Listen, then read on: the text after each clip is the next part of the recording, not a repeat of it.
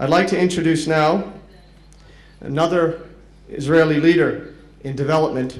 This is Avi Feldman. He's director of Negev and Galilee Development Center from the Ministry of Industry and Trade and Labor.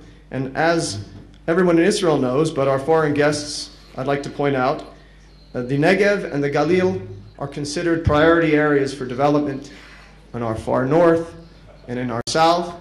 And so we here in Israel are also very busy developing our regions on a very basic level. And Mr. Feldman will explain. Please.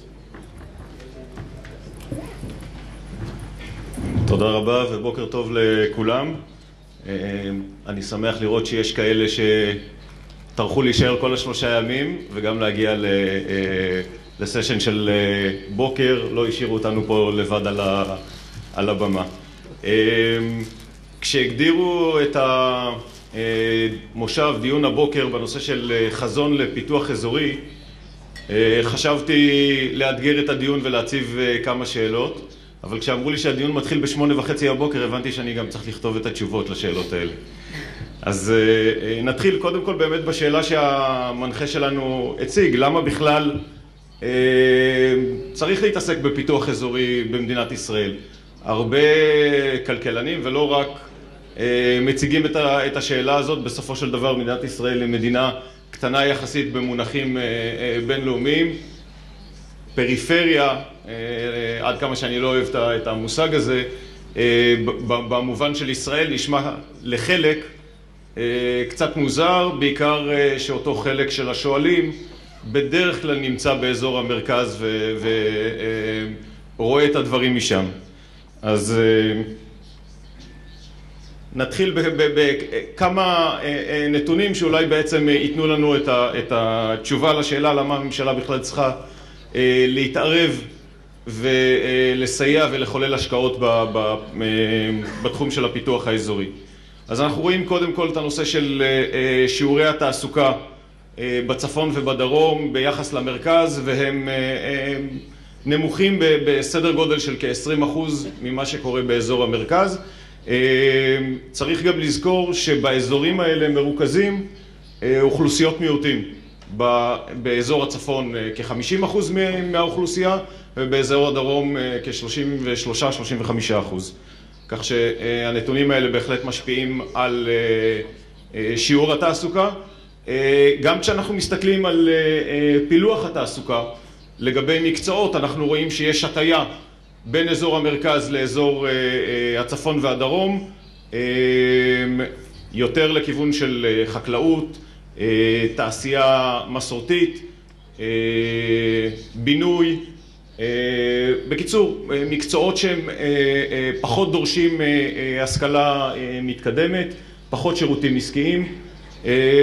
זה פילוח התעסוקות הנוכחי. צריך לזכור עוד דבר, גם מי שנפלט, הנושא של מגוון התעסוקות והזמינות שלהם. ברגע שעובד שנפלט ממקום עבודה, זמן ההמתנה שלו בין עבודות יהיה, לפי הממוצעים, יהיה ארוך כמעט כפול מאשר מי שנמצא באזור המרכז. וכמובן שהכל מתבטא בסופו של דבר, דיברנו על פרופיט, על הכנסות, אז בסופו של דבר זה מתבטא גם בפערי שכר, שוב, שיעור של כ-20% בממוצע, ואתם יודעים שהממוצעים נוטים להטעות אותנו, אז רק בנושא של הממוצע יש כ-20% שינוי. איך אתה מראה נתונים של 2007 אם אנחנו ב-2011? אז זה לא הטעיה, זה פשוט שהלמ"ס נותן לנו נתונים בהפרש של כמה שנים. נמשיך. מה משרד התמ"ת עושה, ואני מבטיח שהחלק הזה יהיה קצר של פרומושן על משרד התמ"ת בכלל. אנחנו מתעסקים בעצם בכל הקשת שמסייעת לתעשייה ולמגזר העסקי לכל רוחב הספקטרום. החל ממחקר ופיתוח, ויש בכנס הזה היו הרבה דיונים שהתמקדו בנושא של הפיתוח הטכנולוגי באמצעות לשכת המדען הראשי על כל התוכניות שלה. נושא של אזורי תעשייה מפותחים ומסובסדים בכל הרשויות המקומיות, או כמעט בכולם, באזורי הנגב והגליל, הכשרת עובדים, השמת עובדים, החוק לעידוד השקעות הון שמושך מפעלים ותעשיות לנגב ולגליל, וכמובן כל הנושא של סיוע לעסקים שמבקשים לפתוח שווקים בחו"ל וצריכים סיוע לגבי ייצוא לחו"ל. אם המשרד עושה, אז מה אנחנו במטה עושים בתוך משרד התמ"ת? אנחנו גוף יחסית חדש בתוך המשרד שמסתכל על הפיתוח האזורי בראייה קצת שונה, תכף אני אתן כמה מילים על זה. בעיקרון אנחנו גוף שמתכנן ומחבר גם בין יחידות המשרד השונות, כמו שאמרתי, הקשת מאוד רחבה של פעילויות וכלים שהמשרד מעמיד לטובת הסקטור העסקי, וגם בין המשרד לבין משרדים אחרים, ובנושא הזה של קלינטק ואנרגיה מתחדשת במיוחד, הדבר חשוב ואני אגע בזה עוד מעט.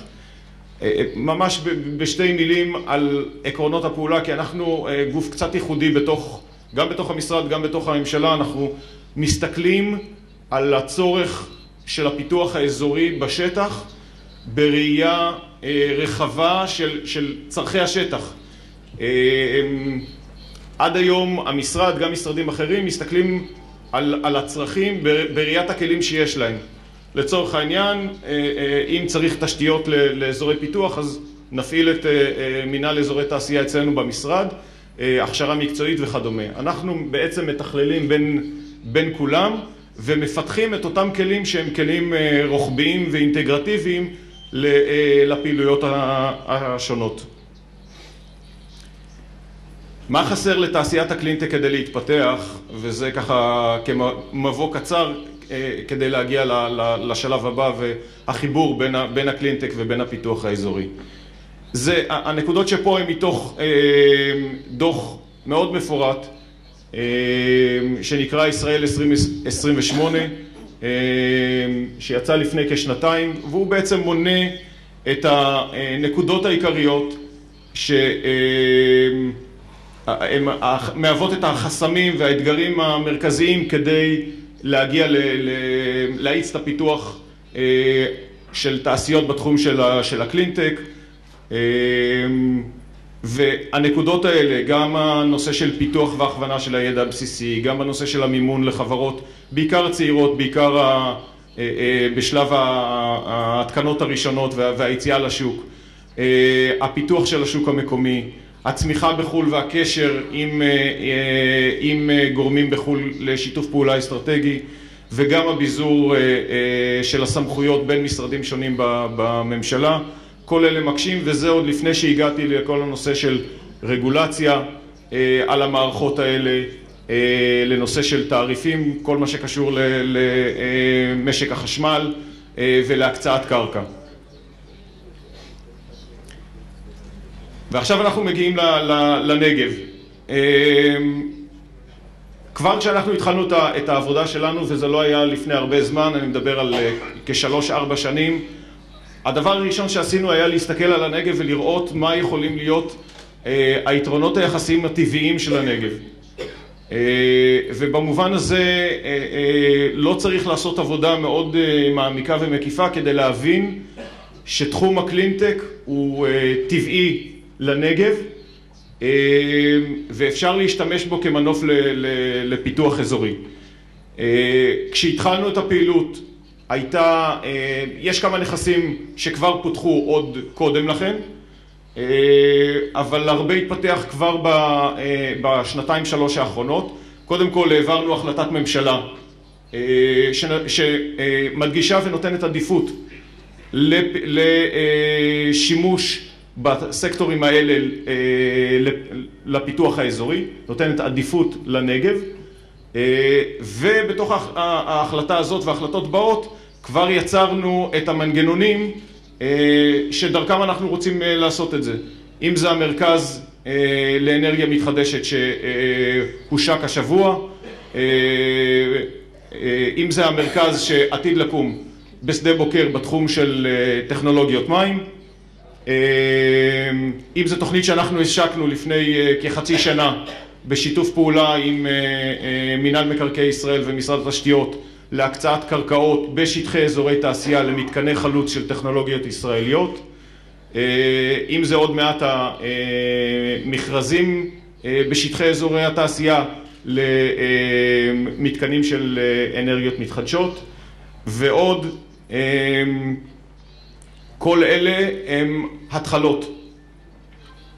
והשאלה עכשיו מה חסר? אם אתם מסתכלים על המפה וזרקתי עליה כמה בליפים כאלה רק כדי להראות את המיקומים, אבל זה רק בשביל לקבל קצת מושג, זה עדיין התחלתי.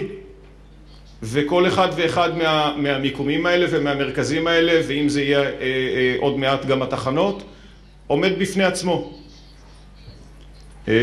ופה השאלה של מה חסר עוד. אנחנו הולכים עכשיו, ופה עד עכשיו זה היה מה עשינו, מה אנחנו הולכים לעשות. אנחנו בשבוע הבא מתחילים פרויקט מחקר והמלצות יחד עם ארגון ה-OECD שמסתכל עלינו ומזהה אותנו כמקרה מבחן מאוד מעניין. גם ללמוד וגם להביא לפה ידע שנצבר אצלהם בתחומים אחרים ובחיבור של פיתוח אזורי. אנחנו רוצים להביא אותם כדי שיחד איתם נוכל לבנות קונספט חדש שיתמרץ באמצעות הטכנולוגיות האלה בתחום של קלינטק, שוב, מים, אנרגיה ואחרים, יסייע לנו בפיתוח האזורי. בסופו של דבר, מבחינתנו, שוב, לא כמי שממונים על הנושא של אנרגיה או מים פרסה, אלא כמי שאחראים על הנושא של פיתוח כלכלי ושל תעסוקה במרחב הנגב, אנחנו רוצים לראות איך זה יכול להתממש ומה אנחנו יכולים לעשות יותר כדי שזה יקרה. והכיוון, אני יודע שבמידה רבה אני מניח צופה את המאוחר, אבל הכיוון הוא באמת בין כל אותם שחקנים שהם היום שחקנים בודדים במיקומם, לבצע את החיבורים האלה, לראות איך אנחנו מייצרים פה קלאסטר בתחום של הקלינטק, כדי שהקלאסטר הזה יהווה מכפיל כוח ומכפיל צמיחה שיוביל את הפיתוח האזורי באזור הנגב. אז התשובה היא, זה החזון, לשם אנחנו הולכים, ואני מקווה ששנה הבאה, אני נמצא פה מהכנס הראשון כל שנה, ואני נהנה לראות את הצמיחה ואת ההתפתחות של הכנס. אני מקווה ששנה הבאה אנחנו נוכל לבוא אליכם לא רק עם חזון, אלא גם עם תוכנית עבודה, איך אנחנו הולכים לעשות את זה. תודה רבה.